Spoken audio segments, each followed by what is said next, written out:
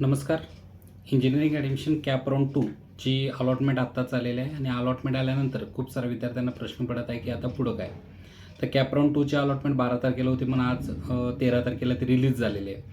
तर ती रिलीज झाल्यानंतर सर्व विद्यार्थ्यांनी आपल्या साईटवर जाऊन आपलं प्रोव्हिजनल अलॉटमेंट लेटर कॅपचं काढायचं आहे. तर यामध्ये खूप साऱ्या विद्यार्थ्यांना बेटरमेंट झालं असेल किंवा जे आहे तेच कॉलेज राहिलं असेल किंवा काही विद्यार्थ्यांना कॉलेज मिळालं नसेल. अशा 3 कंडिशन असू शकतात.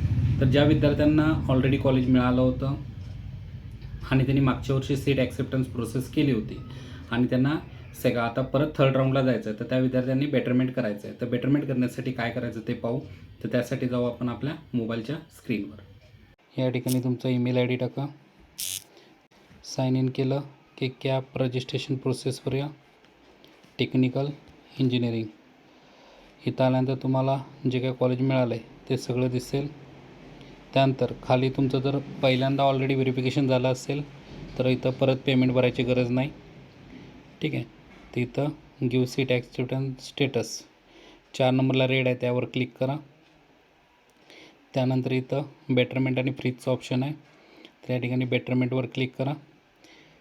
त्यानंतर इथं OTP टाकून सबमिट करा.